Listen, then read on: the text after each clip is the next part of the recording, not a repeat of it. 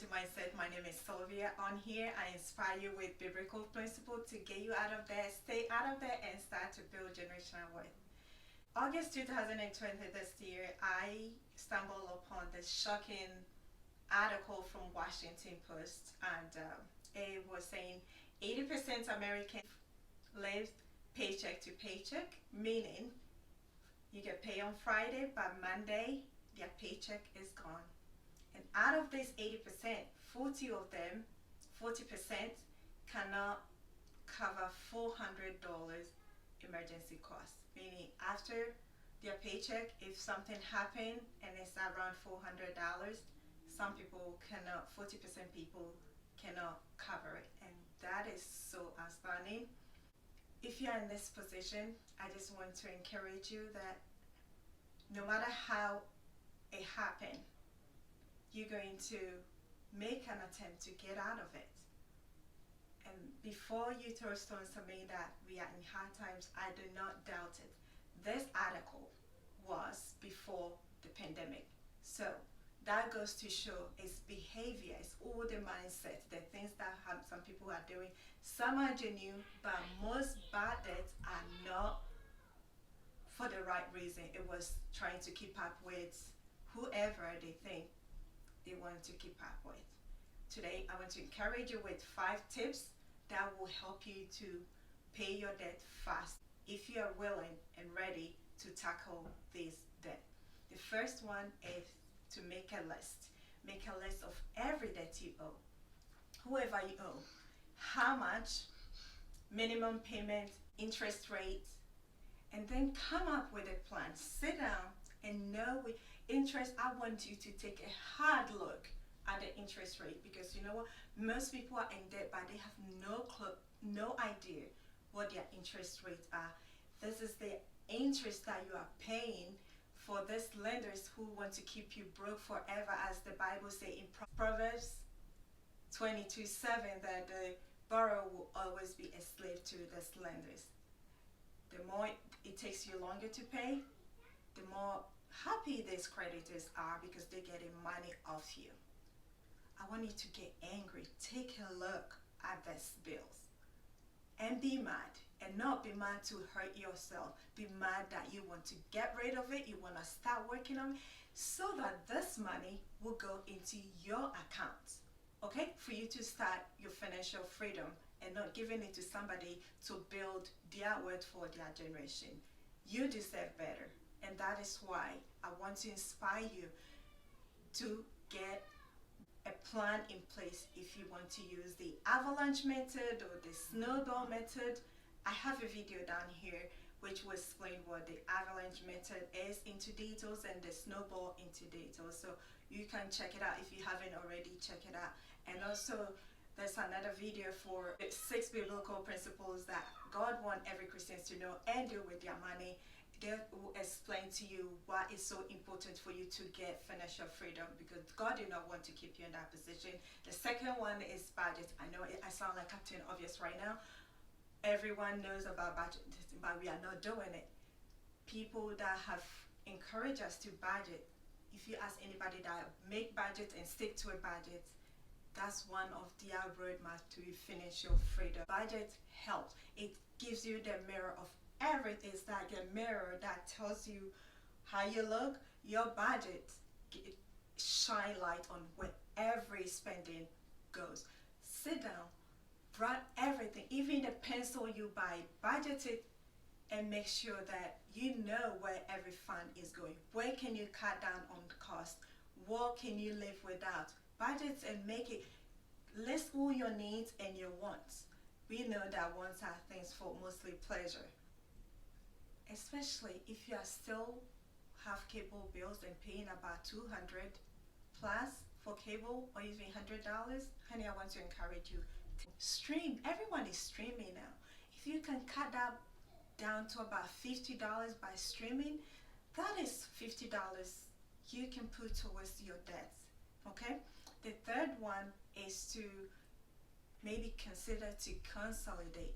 It's not usually the best option, but it might be your best option based on your situation. Every situation is different. basically consolidating all your debt. Once you have made a list and know your interest rate, how much you're paying and what not, call some of these consolidating. Make sure you do not pay them any fee, because the idea or the plan is to reduce your debt, okay, by trying to get a better interest rate from them with everything together. But at least you know that, okay, I have 20,000 of 4% interest rate or 15% interest rate, and I'm going to, once you do that, you might want to, some people say freeze your credit card, so you don't spend any more on those wants, only your needs, the things that will keep you going.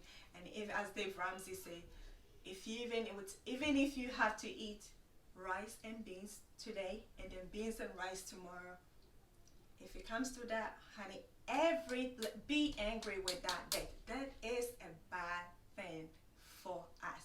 Yes, I know there are good debts and bad debts. These ones are mostly bad debts. The good ones are the ones that, you know, maybe you have a rental property that you bought. It's a debt that it's bringing you money, as Robert Kiyosaki from Rich Dad always preaches about. This is more personal finance debt. Also, just a quick disclaimer, I am not any means a personal financial advisor or a guru or a millionaire. These are the principles I use in my life that works for me and have encouraged others to do that work for them. It's totally my opinion. You have the right to do your own research and make sure before you do anything, consult a financial coach or financial advisor so that you will be on the right track to make the right sound decision to help your financial freedom goals or journey. Back to consolidating. Make sure that they're giving you the best rate. Make sure that the rate is suitable for you and you're actually going to save a bit. It's worth consolidating, not just taking on more debt. No, we do not want that. Wrong. Okay. The fourth one is you might want to consider refinance. Refinancing, it can be a little bit iffy when depending your situation. So for instance, you have a mortgage of a mortgage for 15 years. You have paid in a lot of equity in this, and it has about, say, 4% interest rate. And then if you are swimming in debt or other debt that is about, let's say, 20,000, and your interest rate is about 15%, maybe it might be a good idea, which we say does not encourage that, but if that's a way to go about it, to and not refinancing to a 30 years mortgage, because you're already at 15 and maybe the interest rate, maybe the closing cost and all that might also, you have to keep all that into consideration. That is it worth for you to refinance it? Do the math, do your break-even analysis. It might be a good way or a good route to go to tackle your debt.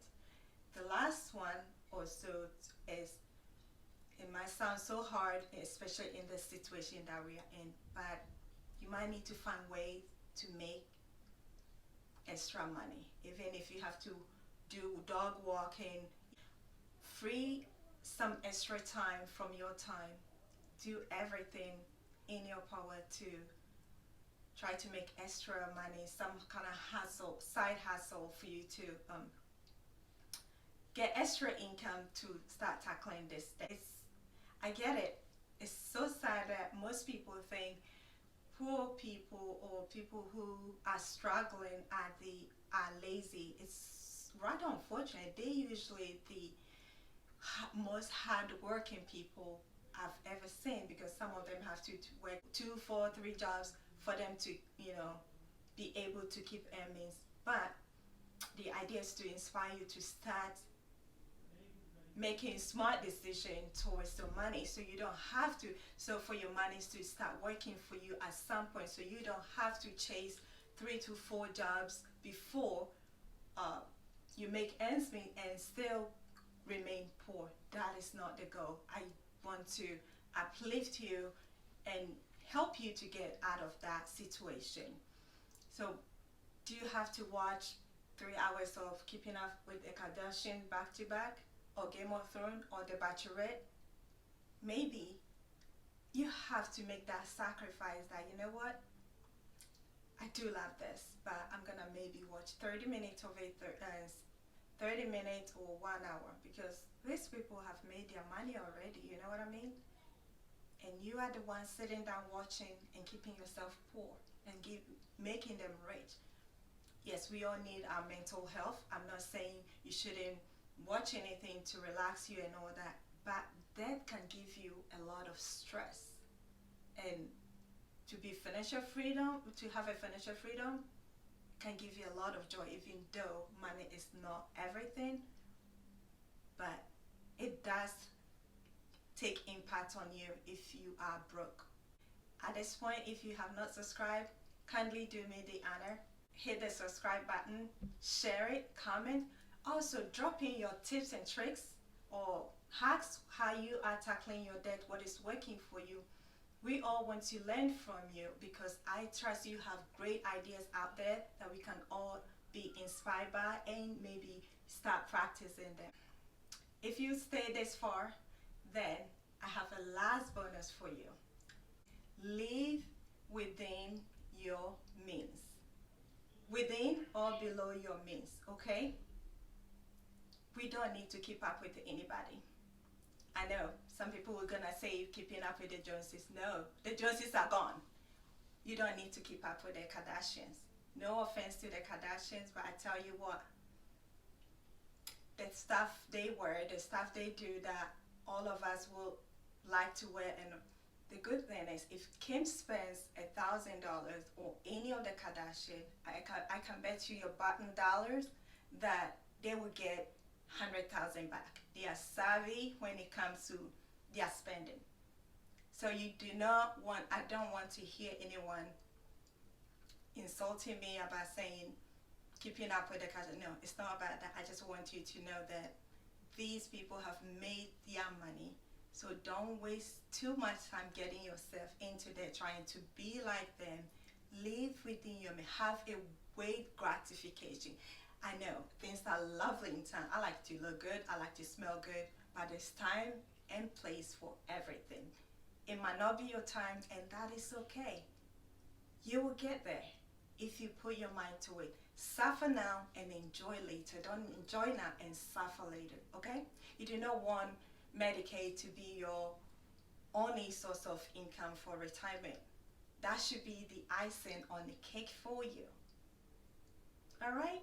I do care, and God loves you. God cares about you and want to see you do well. Love yourself and start taking care of your finances. Until we meet again, shalom.